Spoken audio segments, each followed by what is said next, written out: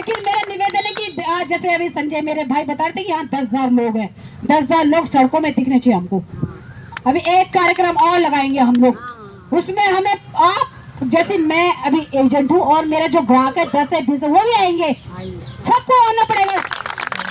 वो लोग बाहर बैठ के अंदर बैठ के तमाशा न देखे तुम्हारा, जो तमाशा देखेगा फिर ऊपर वाले की लाठी पड़ेगी तो रोगे खून के आंसू।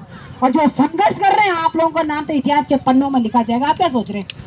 आप लोगों ने हमने घर गृहस्थी देखनी थी, बाल बच्चे देखने, अपना परिवार देखना था, आप आज सड़कों में आ गए आज। तो इसलिए बनाया था ये राज्य आज हमने। और आप सबका पैसा यहाँ के विधायक और मंत्रियों के पास है, ध्यान रखना। सारा विधायक और मंत्रियों के पास है। पूरी यहाँ पे रिपोर्ट लेके जाती थी, पुलिस पूरा आती थी, आपका चेस्ट बना हुआ था जहाँ पे 4-5 वो कर्मचारी होते थे, सारा पूरा पुलिस हमारे उत्तराखंड सरकार के पास था। सहकर से ही चलिए, गृह मंत्रालय से केंद्र सरकार से पत्र बन के आया। तो आपका पैसा यहाँ के जो सरकार और गुंडों ने खाया है, हम दिलाएंगे पैसा, हम सालों के साथ कहते हैं। हमने फिर घोषित कार्यक्रम किया था, हम लगातार कार्यक्रम कर रहे हैं। 4 धाम यात्रा में हम लोगों ने सबने कौन मुद्दे हाथ उठाने, जो हमने यहाँ चक्का जाम किया। एसएसपी साहब को फोन आता है, परिणय जी प्लीज। तो मैं गई, उसके बाद उसने बोला कि यहाँ क्यों आई थी, मैंने कहा भैया मेरा मशीन है पर आपको मैं नहीं आऊँगी। उसने मेरे को क्या बोला कि क्या नहीं है दीदी, तुझे पता है क्या वो है उसका पद?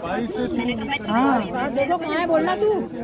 हाँ मैंने कुछ नहीं बोला, मैंने बहुत घमंड आ गया था। एक दिन पहले भी बोला था उसने, किसी भैया के साथ उस भैया को, उस भैया की वाइफ को जारी किया था मैंने, तो उस भैया के सामने भी मेरी बहुत लिस्ट भैया ने तो दूसरे दिन भी करी।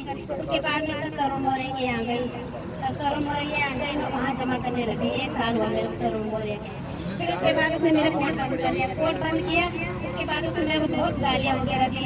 उसके बाद उसने मेरे को क्या बोला कि जब तू नीचे गड्ढे में जाए, अब तू गड्ढे में चली जाएगी। मैंने कहा ठीक है दीदी, मैं गड्ढे में जाऊँ कहीं भी जाऊँ, मैं ये वाला मेरे को ऐसे बोला, मैंने तुम्हारे बारे में जमा नहीं करूँगी।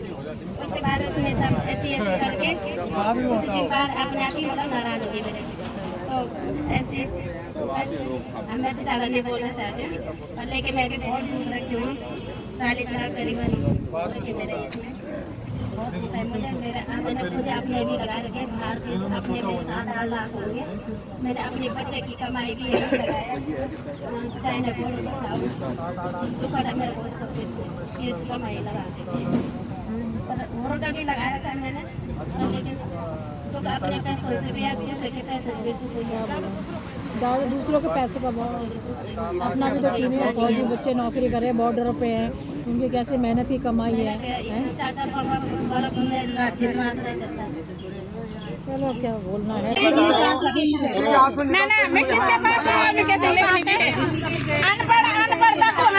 हमने ये जवाब रखा कि अनपढ़ों को तुम यहाँ रख रहे हो, तो इनका फॉर्म और इनका जमा दिवस कौन हो रहा है?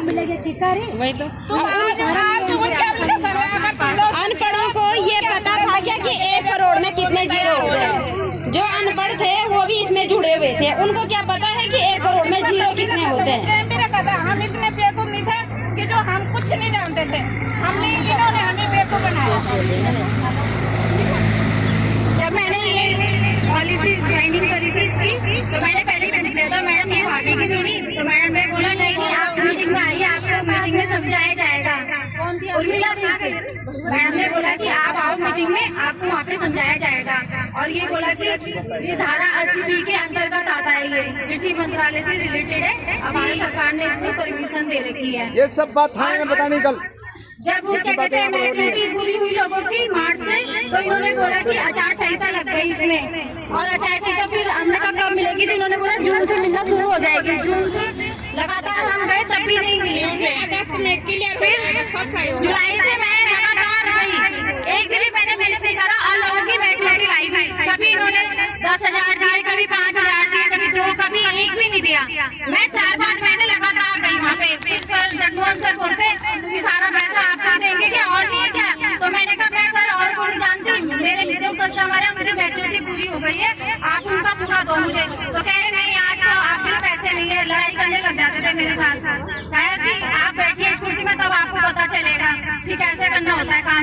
मैंने कहा सर हम बैठेंगे ना तो हम आपकी जैसे नहीं करेंगे जैसे आप लोगों ने फ्रॉड करते हैं यहाँ पे। बिल्कुल जितना वो हमें परेशान कर रखा है। लोगों की मैच्योरिटी पूरी हो गई है, लोग बोलेंगे नहीं हम लोग की टाइम से तो क्यों नहीं करा आपने जमा किया? आप धरने पे बैठे वही काम है हमारे भी तो बाल बच्चे सैलरी का 8 क्लास में सैलरी दे रहे टाइम से।